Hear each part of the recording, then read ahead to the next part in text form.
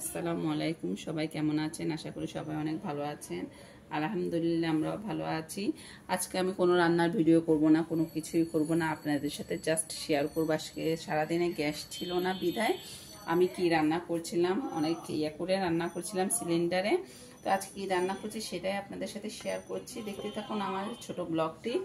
এখানে আমি রুই মাছ দিয়ে আলু দিয়ে একটু ঝোল রান্না করেছিলাম। এখানে ছিল আমার আগের তরকারি, কালকে রান্না করেছিলাম মুরগি মাংস দিয়ে আলু দিয়ে রান্না করেছিলাম। আর এখানে ছিল ডাল, আর এখানে ছিল ভাত। তো এখন আর কি করার, বিকালে চা নাস্তার ব্যবস্থা তো করতে হবে। সেই আমি আগে সেমাই রান্না করছিলাম, সেটা একটু ছিল, সেটা খেয়ে নেবে বাচ্চারা। তো আজকে আর আমার হাজব্যান্ডকে বলেছিলাম নাস্তা নিয়ে আসতে, সে বাইরে থেকে নাস্তা নিয়ে এসেছিল। এখানে আম তো ছিল, এখানে আমাদের জন্য কী কী নিয়ে এসেছে সেটাই দেখাচ্ছি আপনাদেরকে। তো এখানে নিয়ে এসেছিল ডাল পুরি, এটা গরম গরম ছিল, এখন একটু ঠান্ডা হয়ে গেছিল। তো এখানে ডাল পুরি নিয়ে এসেছিল। এখানে সালাদ ছিল, সালাদটা আমি পরে ঢালছি। সালাদ এনেছিল, আর এখানে এনেছিল পরোটা।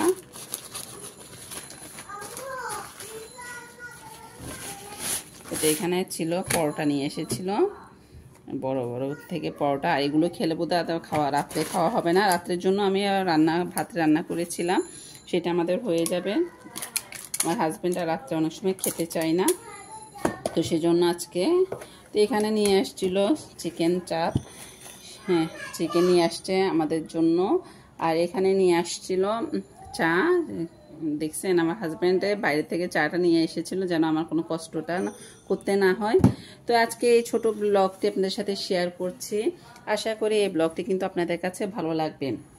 আজকে সারাদিনে গ্যাস না থাকাতে আমাদের অনেক ঝামেলা হয়েছে। তো কি আর করা, পেট তো আর মানবে না, পেটকে তো খাওয়া দিতে হবে। সেজন্য আর বাইরে থেকে খাওয়া কিনে এনে সন্ধ্যার চা নাস্তাটা সেরে নিব।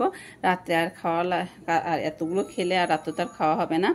তো সবাই ভালো থাকবেন, সুস্থ থাকবেন, আমাদের জন্য দোয়া করবেন। আসসালামু আলাইকুম।